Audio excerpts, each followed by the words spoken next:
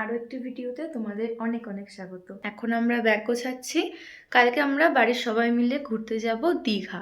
পুরো ভিডিওটা দেখার অনুরোধ রইল। আর কেমন লাগলো অবশ্যই কমেন্ট করে জানিও। তো চলো পুরো ভিডিওটা দেখতে থাকো। এখানে মোটামুটি কিছু জিনিস রেখেছি, জামা কাপড়, কিছু মেকআপের জিনিস। এখনও অনেক কিছু বাকি আছে তোলা।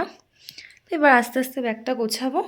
তারপর কালকে সকালবেলা 5:30 নাগাদ বেরোবো। এখানে আমার ব্যাগ রেডি। একটাই ব্যাগ হয়েছে কারণ আমি একা, মানে আমার ব্যাগে আমার জিনিসপত্র আছে শুধুমাত্র। এখানে হ্যান্ড গ্লাভস, কারণ ঠান্ডায় ভীষণ কষ্ট লাগে, হাতগুলো একদম জমে যায়। আর মাস্ক, যেটুকু দরকার হাতের কাছে নিয়ে রেখেছি। Good morning. এখন বাজে 5:30, না 5:30টাও বাজেনি, 5:15-20 রেডি হয়েছি আমরা। আমাদের গঙ্গা পার করতে হবে। আমরা গঙ্গার ওপার থেকে ট্রেন ধরবো।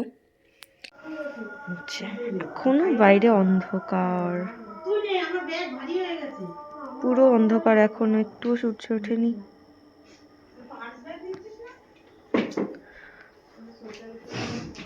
আমার দৌড়ে দৌড়ে রান্না করছে।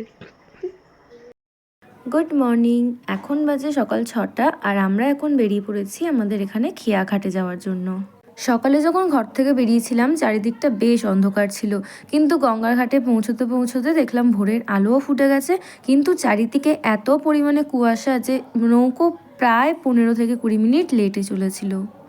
ওই যে আমাদের খেয়া চলে এসেছে। এবার খেয়া পার করে আমরা যাব নলপুর স্টেশন। তারপর সেখান থেকে আমাদের ডাইরেক্ট ট্রেন আছে। প্রথমে ভেবেছিলাম যে নৌকো এত লেট করছে হয়তো আমরা ট্রেনটা পাবোই না, কিন্তু গিয়ে দেখি ওইদিকেও ট্রেন প্রায় 10-15 মিনিট লেট ছিল। উঠে পড়েছি এখন আমরা ট্রেনে। আর এটা হচ্ছে কোলাঘাটের ব্রিজ, এখন আমরা ক্রস করছি। এখান থেকে আরও প্রায় 1-1.5 ঘন্টা মতন লাগবে আমাদের দীঘা পৌঁছতে।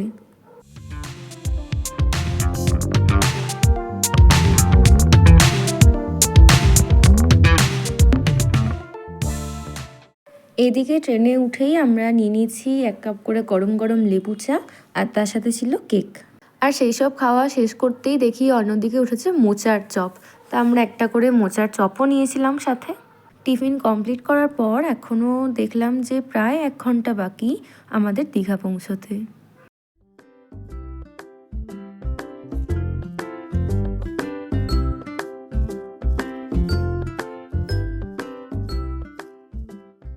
সময় এখন ঘড়িতে 12:10 মতন।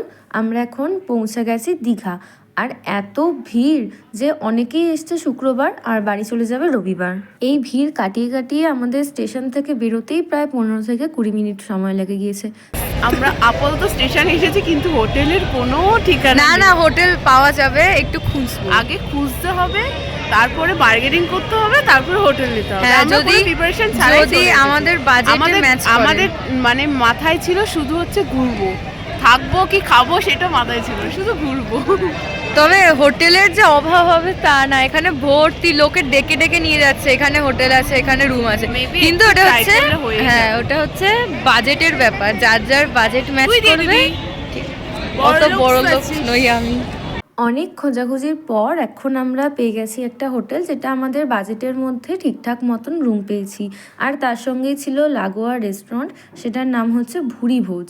আর এই হোটেলটা হচ্ছে একদম জাহাজবাড়ি, তার ঠিক অপোজিট যে গলিটা রয়েছে তার একদমই সামনে।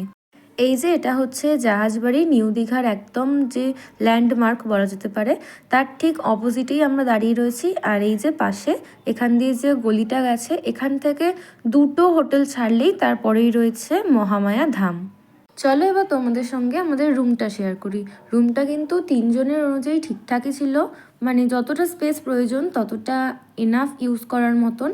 তার সাথে ছিল বড় একটা মিরর আর ড্রেসিং টেবিল, তার সঙ্গে 2টো করে চেয়ার, একটা আলমারি, একটা করে টিভি, আর তার সাথে বাথরুমটাও তোমাদের দেখিয়ে দিই। বেশ পরিষ্কার পরিচ্ছন্ন ছিল। আর তার সাথে পেছন দিকে ছিল একটা ব্যালকনি। যদিও ব্যালকনিতে না আসছে রোদ, না আসছে হাওয়া, মানে কোনো কাজের না, তাও একটা ছিল। আর এখানে রুমের ভাড়া সিঙ্গেল বেডের জন্য 700 টাকা নিয়েছিল, যদিও অনেকটা বার্গেনিং করার পর। আর ডাবল বেডের জন্য ১,৫০০ করে বলেছিল, সেটা বার্গেনিং করার পর ১৪০০ করে নেওয়া হয়েছিল। এখন আমরা এসেছি ভুরি ভোজ, যে রেস্টুরেন্টটা দেখালাম সেখানে খেতে। সত্যি বলতে খাওয়ার কোয়ালিটি কিন্তু ভীষণ ভালো। আমরা নিয়েছিলাম ডিম ভাত, মানে যে এগ থালি সেটা, কারণ অনেকক্ষণ ট্রেনে জার্নি করার পর রিচ কিছু খাওয়ার কারোরই তেমন কোনো ইচ্ছা ছিল না। তবে খাওয়ার কোয়ালিটি কিন্তু ভীষণই ভালো। আর এগ থালির প্রাইস নিয়েছিল ৬০ টাকা প্রতি প্লেট। খাওয়া দাওয়া কমপ্লিট করে আমরা এসেছিলাম একটু সি বিচে, এসে দেখি পুরো জোয়ার, তাই আমরাও একটু নেমে পড়লাম পা ভেজানোর জন্য। আর আমাদের কলকাতায় যেমন ভীষণ ঠান্ডা, বেলার দিকেও সেরকমভাবে সোয়েটার না খুললেই ভালো হয়, কিন্তু এখানে যেহেতু চারিদিকে বালি, বেলার দিকে কিন্তু এখানে বেশ গরম ছিল। তবে জল যে গরম তা নয়, জল কিন্তু ভীষণ ঠান্ডা ছিল।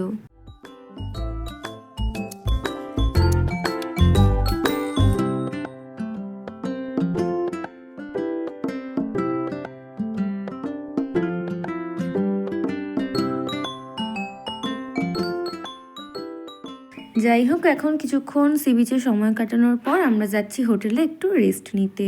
আর কেমন লাগলো ভিডিওটা তোমরা অবশ্যই কমেন্ট করে জানিও। দেখা হবে আবার পরবর্তী ভিডিওতে। ততক্ষণের জন্য সবাইকে টাটা।